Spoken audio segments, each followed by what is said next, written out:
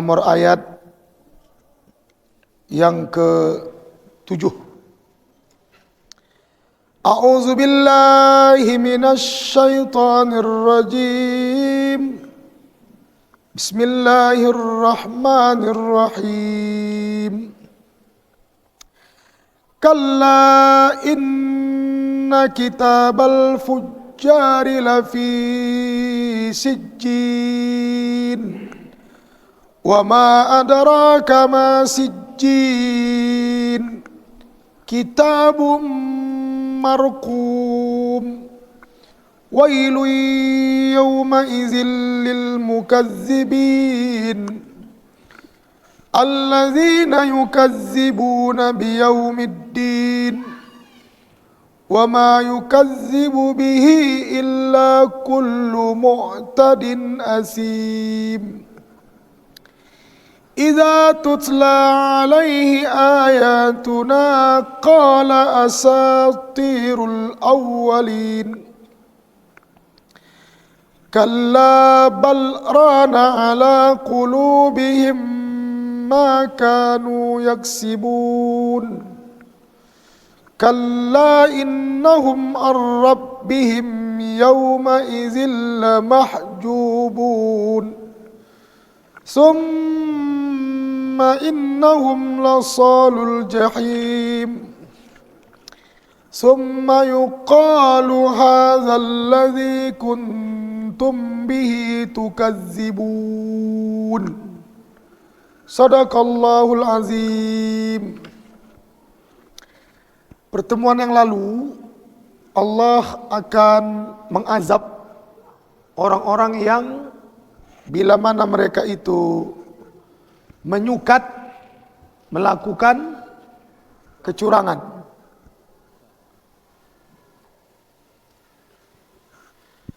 Kalau mereka menimbang melakukan kecurangan. Dan kalau mereka yang ditimbang minta agar dilebihkan. Jadi kalau dia yang menimbang dikuranginya. Kalau orang lain yang menimbang untuknya, dia minta dilebihkan. Itu celaka kata Allah Ta'ala. Nggak boleh. Berarti mereka itu mau menang sendiri.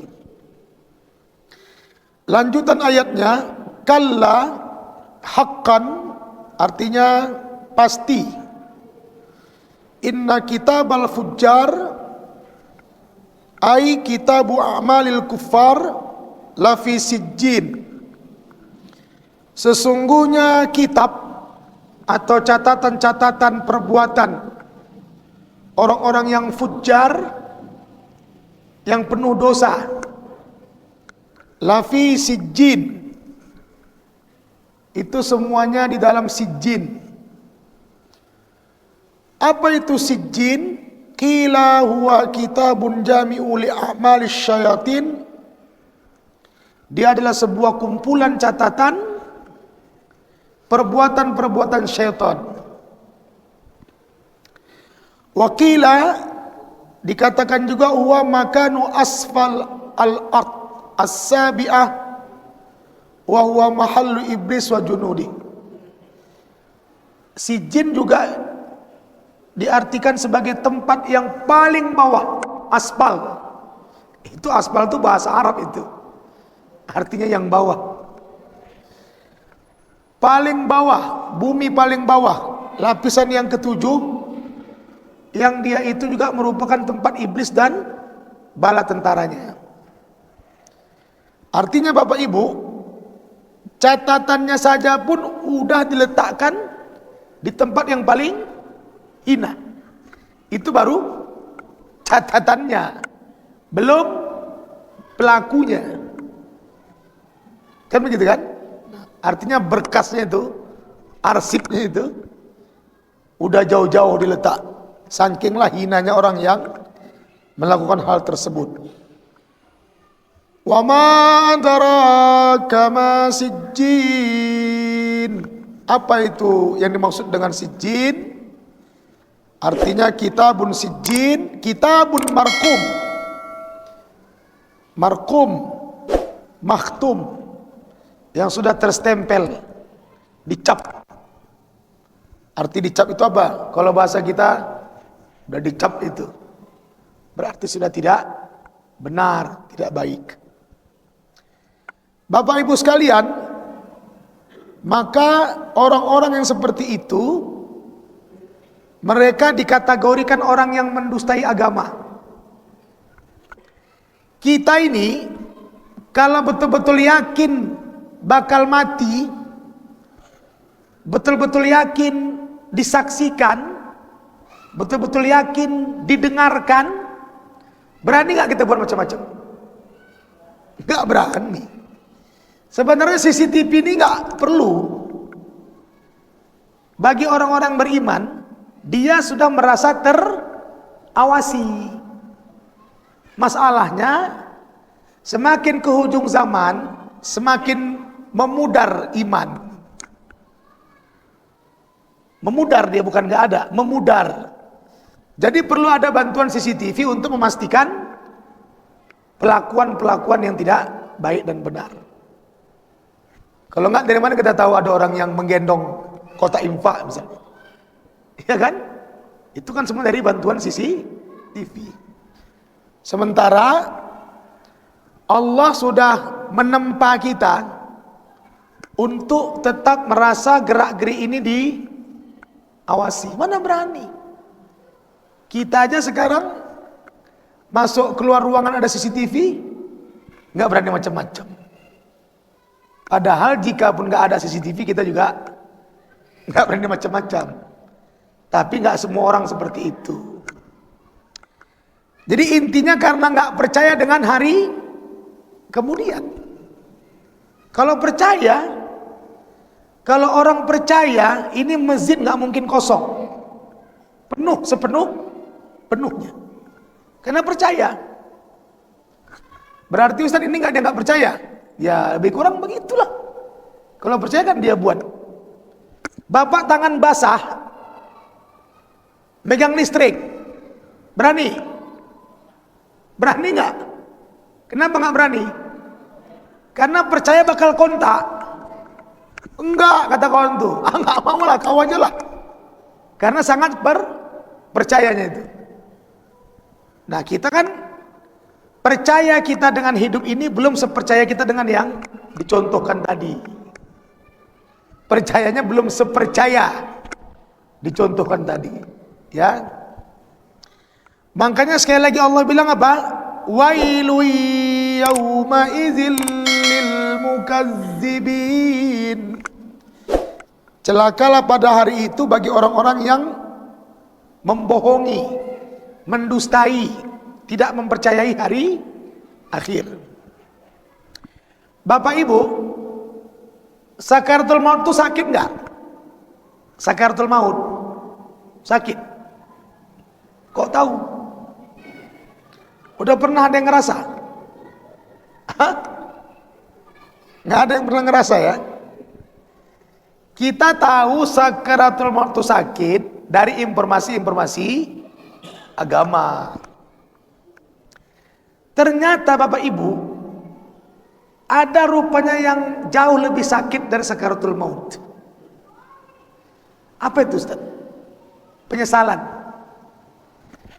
Merasa menyesal itu lebih sakit dulu ya Pak. Sehingga kata Quran apa? Orang-orang yang mati itu permintaannya qala rabbirji'un. Ya Allah, tolong kembalikan aku ke dunia. Kenapa? Kenapa mereka minta kembali ke dunia? Karena menyesal. Karena menyesal waktu di dunia, mereka itu slow, santai, tidak serius. Tidak serius mereka. Ya termasuk saya mungkin, termasuk Bapak Ibu kita semua. Jadi, kalau kita tidak beramal karena tidak bisa, wajar nggak? Kenapa nggak ke masjid? Aduh, nggak bisa jalan. Wajar ya? Nggak sanggup jalan, nggak sanggup. Mau ke masjid pun nggak ada yang ngantar ini. Wajar ya? Nah, penyesalan kita itu bukan itu. Penyesalan kita itu, kita melewati kesempatan-kesempatan yang kita bisa beramal, tapi nggak kita beramal. Seperti, kan insya Allah kita ini sehat-sehat semua nih kan. Bisa bangun malam nggak? Nah, bisa bangun malam, tapi ada yang bangun, ada yang tidak. Itu dia. Mata kita ini terang nggak? Terang. Dan nggak katarak kan? Nggak rabun kan? Bisa nggak baca Quran? Nah, tapi ada yang baca, ada yang tidak. Itu semua nanti diakumulasi menjadi penyesalan yang lebih menyakitkan. Itu maksudnya. Ya, sekarang ini kita merasa bersedekah banyak itu sayanglah. Masa bersedekah sampai cepek 20 aja lah. Padahal cepek bisa. Bisa, tapi nggak semua orang buat itu. Jadi bahasanya penyesalannya karena kita waktu hidup kurang memaksimalkan akhirat. Hanya itu penyesalannya. Dan nanti perasaan itu kita rasakan sebaik kita meninggal dunia. Sebaik kita meninggal dunia. Kan pernah dengar cerita ustadz-ustadz, kisah Sa'ban yang apa? Kurang jauh, kurang banyak. Bener nggak? Kurang apa lagi? Kurang bagus. Itu karena menjelang dia meninggalkan dunia ini, Allah sudah memperlihatkan manfaat, keutamaan ibadah yang dia kerjakan. Dan semua kita nanti akan melihat itu. Semua. Nah, penyesalan itulah yang lebih menyakitkan daripada sakaratul maut tadi. Nyesal kali aku, nyesal kali aku. Nggak bisa lagi lah, mana mungkin lagi, udah kaku, udah dingin, udah sejuk, nggak mungkin lagi. Begitulah kira-kira.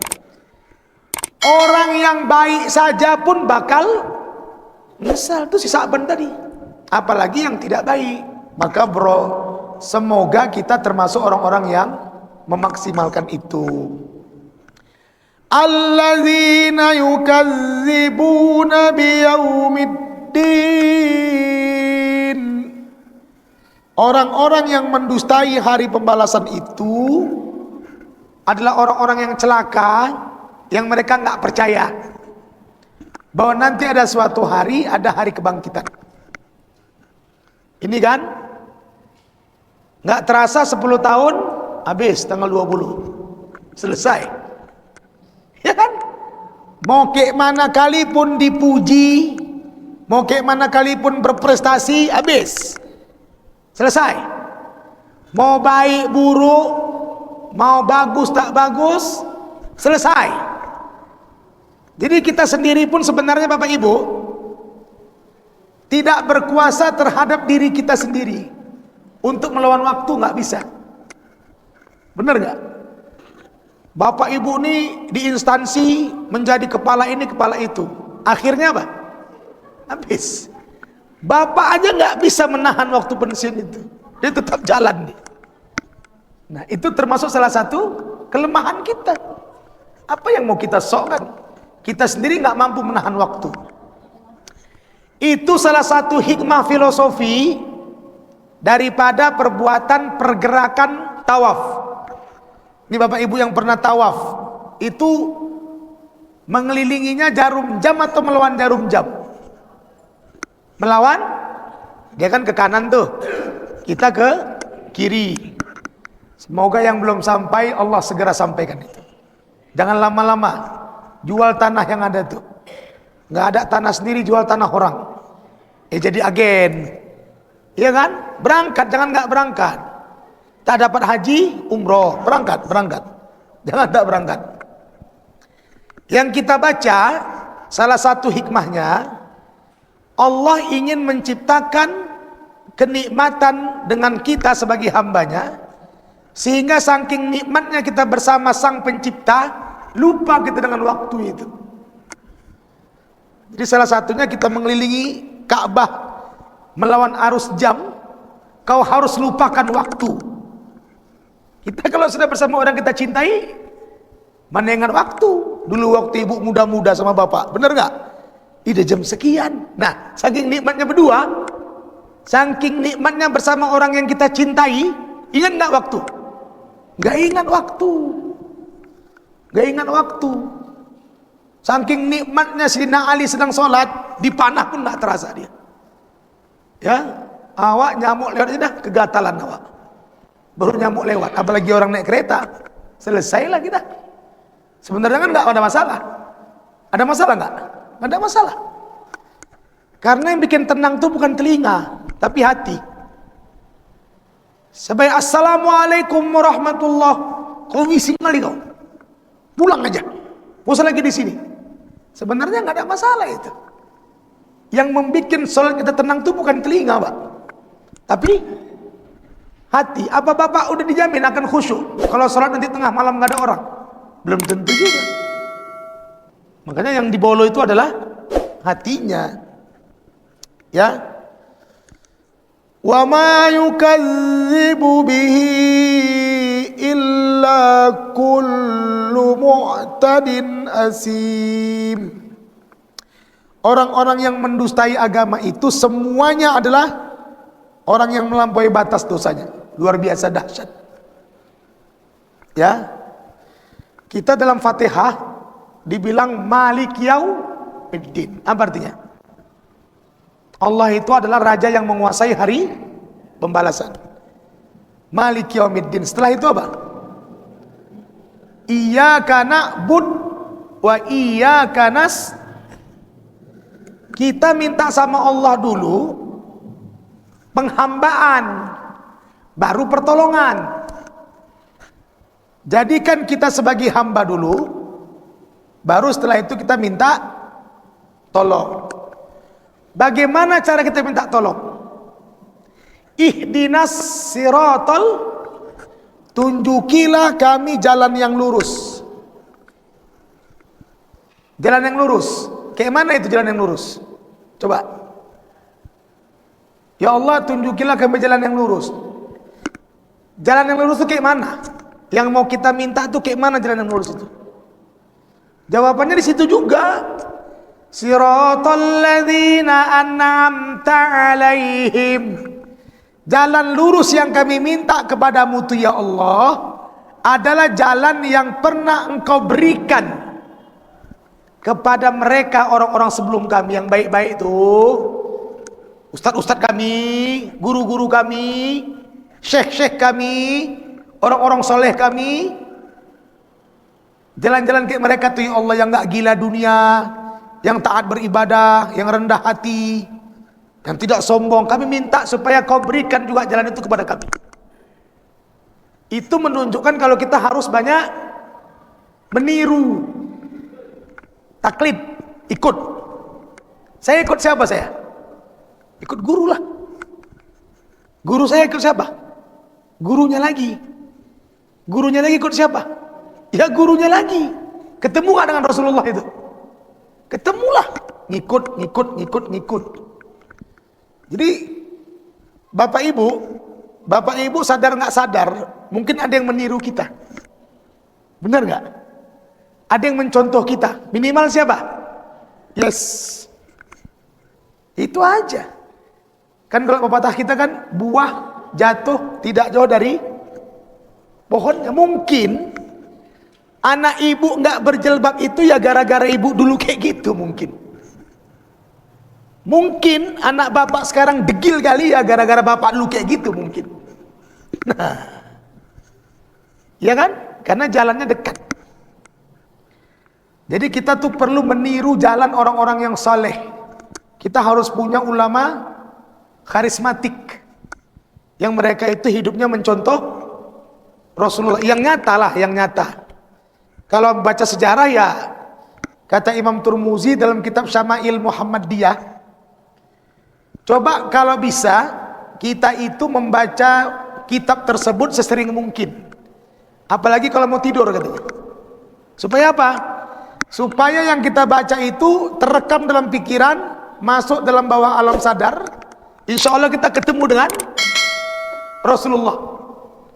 Karena kita bacakan dalam kitab Syama'il itu kan diceritakan Dari mulai ujung rambut Nabi sampai ujung kukunya. Rambut Nabi kayak gini, dagu Nabi kayak gini, gigi Nabi kayak gini. Jadi macam tergambar, terekam, mudah-mudahan hadir dalam mimpi dia.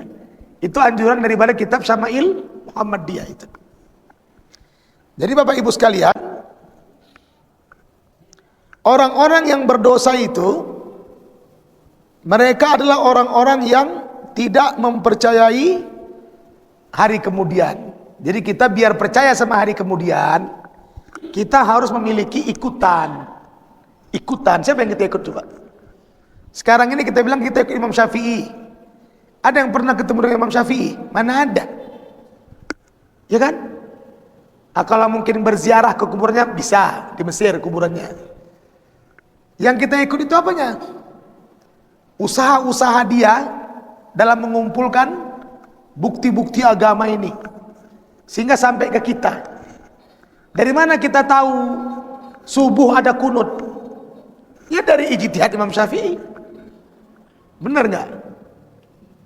Kalau kita mencari sendiri nggak mampu.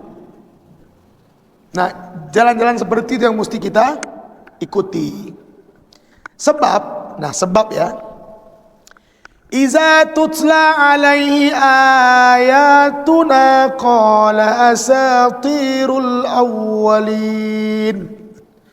Orang-orang yang nggak percaya sama hari kemudian ini, apabila dibacakan Al-Quran, orang tuh bilang apa? Itu kan cerita-cerita dulu, dongeng itu, hikayat itu. Nah, itu kan cerita-cerita lama, mana ada itu? Bapak Ibu, akhir-akhir ini berita seliwar-seliwir banyak yang menghebohkan tentang apa? Nasab. Ada kan? Zuriat Nabi. Oh itu bukan zuriat Nabi, tes DNA begini begono. Saya mau bilang begini, wajib kita percaya sama zuriat Nabi. Kalau kita nggak percaya, berdosa nggak kita? Berdosa nggak? Ya terserah kita lah. Kan tidak ada anjuran kalian mesti nuntut ilmu sama yang ada kaitan dengan Nabi. Ada? Carilah guru yang ada aliran darah dengan Nabi. Ada? Mana ada? Jadi itu bukan sesuatu yang layak untuk dipermasalahkan. Banyak lagi kaji-kaji yang lain yang mesti kita kaji. Oh dia ngaku-ngaku Ustaz, ya terserah dia, monggo. Tinggal lagi kita memang harus percaya zuriat Nabi itu masih ada. Kalau perkaranya dia atau dia nggak tahu lah kita. Apa sebab? Coba berselawat. Allahumma sholli ala, terus wa ala ali. Ada kan? Kita disuruh berselawat dengan Nabi juga dengan keluarganya. Ali itu artinya keluarga. Alif lam keluarga. Ali Imran keluarga Imran. Cuman siapanya kita nggak tahu lah pula. Apakah Habib ini betul-betul zuriat Nabi? Wallahu alam. Paham nggak kan? Dan kita kan nggak apa-apa. Saya nggak percaya Ustaz. Udah, nggak percaya udahlah. Saya nggak percaya Ustaz. Udah. Cuman kita tetap harus menjunjung tinggi. Kalau memang dia betul-betul zuriat Nabi, wajib dihormati. Begitu. Jadi artinya cerita sekarang ini di Quran itu di depan mata kita. Orang sudah mulai mengabur-ngaburkan itu. Nah, kita harus tetap yakin keturunan Nabi itu pasti ada. Cuman siapanya wallahu a'lam. Jangan kita bilang nggak ada, karena ciri-ciri orang yang mendustai agama itu selalu menuduh itu dongeng, itu hikayat, itu mana ada itu. Begitu-gitu. Sementara kita percaya nggak dengan kisah Nabi Adam?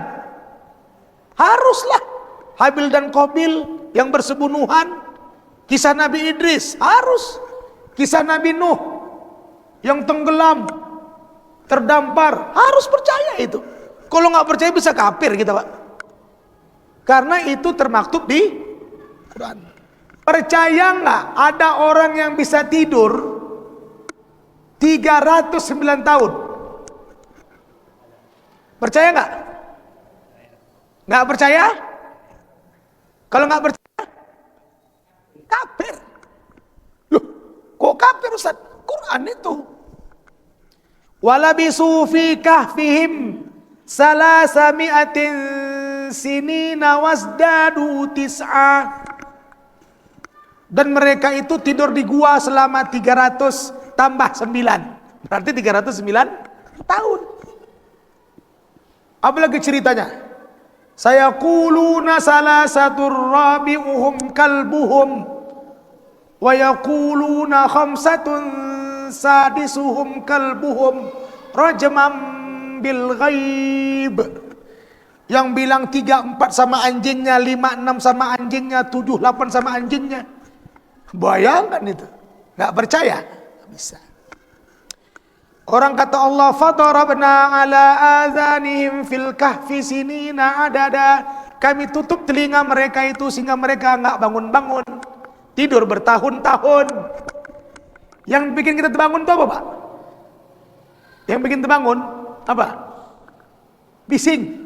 Bapak tidur nih, ya kan? Ada orang bising-bising, terbangun nggak? Apanya recok kali kalian nih? Orang yang di kahfi itu ditutup Allah Taala, sehingga nyenyak tidur aja dia. Waktu bangun, apa kata mereka? Kam labistum qalu labisna yauman au ba'da yaum. Berapa lama kau sudah tidur? Paling setengah hari, paling lama 1 hari. Padahal sudah 300. Fab'asu ahadakum biwarikikum hazihi ilal Madinah. Pergi kalian ke pajak, ke pasar, bawa uang ini. Waktu belanja, muak kata yang beli. uang lama 3 abad yang lalu. Apanya kau baru semalam aku ada kok. Itu semuanya bukan dongeng.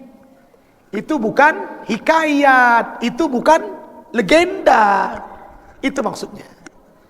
Jadi harus percaya. Harus percayalah. Nah, tapi kalau cerita Nusantara, wallahu alam. Maling kundang misalnya. Batu gantung. Apa lagi? Sampuraga. Wallahu alam. Tahu kita. Percaya nggak itu benar atau tidak? Saya bilang wallahu alam, nggak tahu. Nanti orang bilang nggak percaya, betul pula. Orang bilang betul, hikayat pula. Tapi kalau Ashabul Kahfi, wajib, Pak. Nah, ciri-ciri orang yang nggak percaya sama hari kiamat, kalau dibawa kisah, mereka cepat mengatakan, mana ada itu. Padahal kata Allah, nahnu naqussu 'alaika, kami mengkisahkan kepadamu Muhammad. Memang dikisahkan. Dan para nabi itu ada yang punya kisah, ada yang nggak dikisahkan kisahnya. Kisah itu penting nggak? Sangat penting. Kita perlu dengan kisah, Pak. Makanya negara kita nih kan ada dulu kisah-kisahnya. Kisah-kisah ada pemberontakan. Itu perlu diceritakan balik. Bahwasanya ini dulu pernah terjadi. Nah, ketika kisah itu dianggap tidak benar, ditolak, akhirnya apa? Dustalah dia. Itu maksudnya ya. Jadi dikatakan di Quran, iza tutla alaihi ayatuna qala asatirul awwalin. Nggak boleh ya. Kalau kita mendengar kisah itu akurat, ada di Quran, ada di hadis, wajib kita percayai. Nggak boleh kita percayai. Karena nanti kalau nggak kita percaya, kita yang bahaya.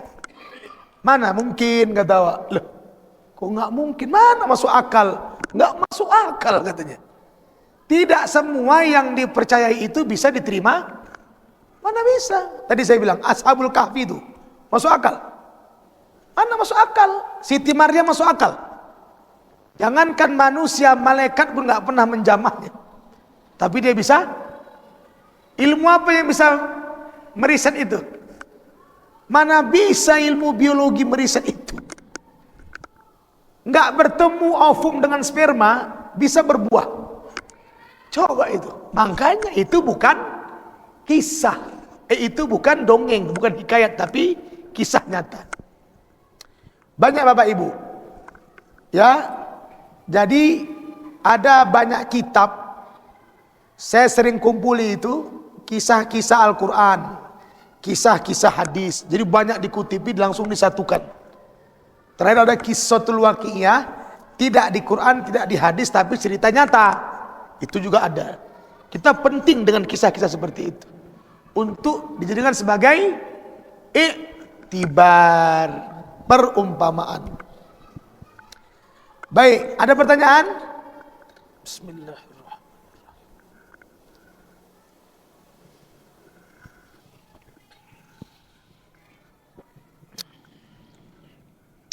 Kalla bal rana ala qulubihim ma kanu yaksibun.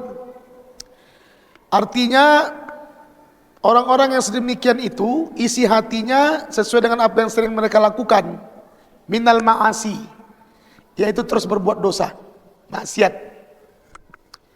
Hati kita ini itu salah satu gumpalan yang perlu untuk dipermak. Ada nggak ibu-ibu pernah dengar begini? Oh, dia itu memang kayak gitu mulutnya, tapi hatinya bagus itu, baik itu. Ada? Bohong. Jangan pernah percaya itu.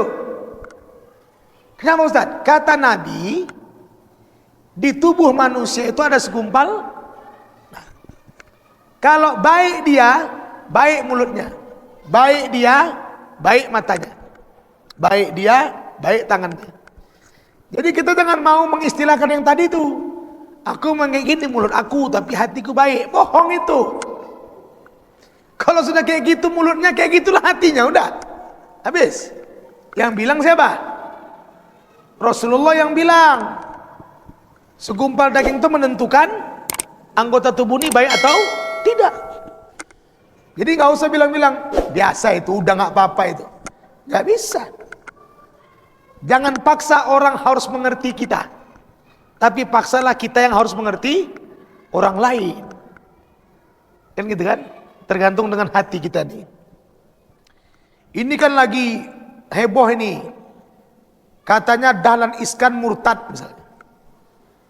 Saya tengok betul-betul itu. Sayanya nengok betul-betul tuh nggak yakin saya, karena ditimpa-timpa banyak. Tidak ada kejelasan. Entah-entah itu cuman orang nyaplok, dah di-share-nya biar dapat duit dia, ya kan? Biar ditengoki orang dia. Nah, kita pun jangan mudah untuk percaya, sebar. Iya kalau iya, menuduh orang murtad berdosa loh. Menuduh orang ria aja berdosa, Pak.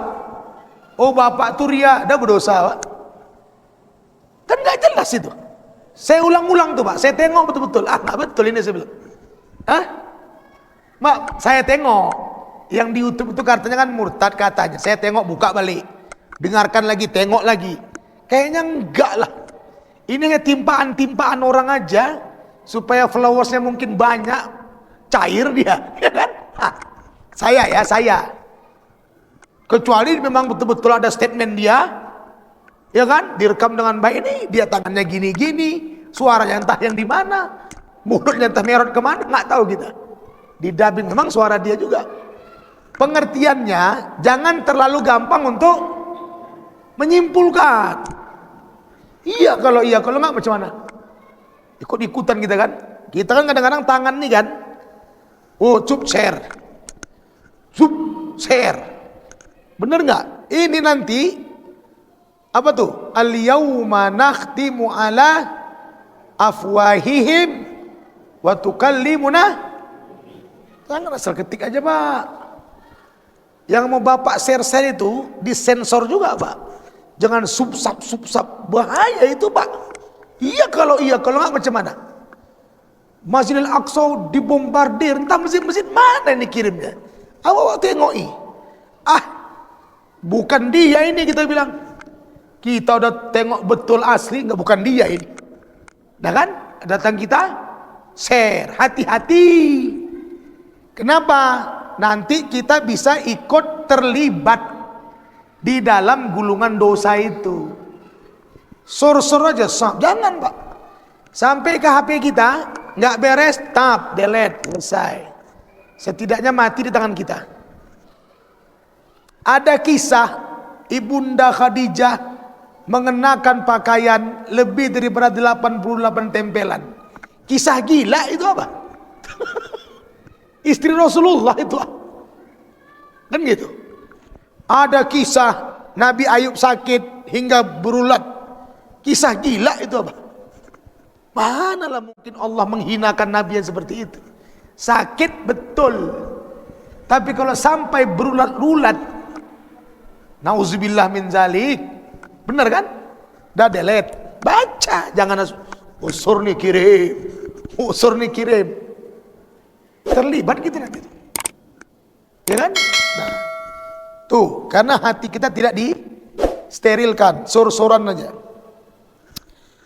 Kalla innahum ar-rabbihim yawma idzin lamahjubun.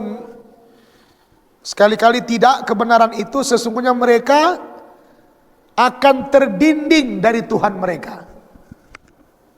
Jangankan di akhirat, di dunia ini saja kita bisa terdinding loh. Benar nggak? Bapak ibu yang sudah terbiasa bangun subuh, menengok orang nggak bangun subuh, gimana? Hah? Bapak ibu yang terbiasa bergegas ke masjid, menengok orang yang santai nggak ke masjid, macam mana perasaannya? Itu udah salah satu contoh dindingan itu.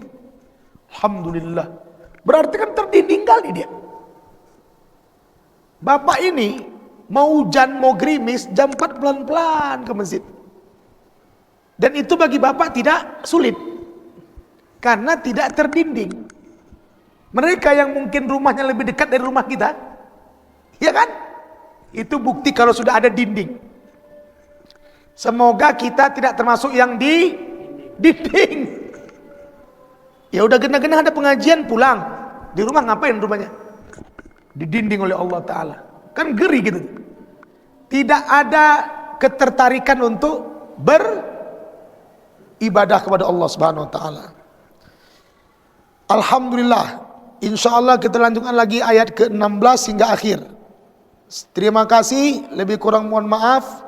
Semoga Allah senantiasa melindungi kita, meluaskan rezeki kita, memberkahi usia kita, memudahkan urusan kita, dan melindungi semua keluarga kita. Alhamdulillah, wassalamualaikum warahmatullahi wabarakatuh. Bismillahirrahmanirrahim. Allahumma zidna ilman nafi'an warzuqna fahman wasi'an wa amalan maqbula. Subhanakallahumma bihamdika nashhadu an la ilaha illa anta nastaghfiruka wa natubu ilaik. Subhana rabbika rabbil izzati amma yasifun wa salamun alal mursalin. Walhamdulillah rabbil alamin. Taqabbalallahu minkum.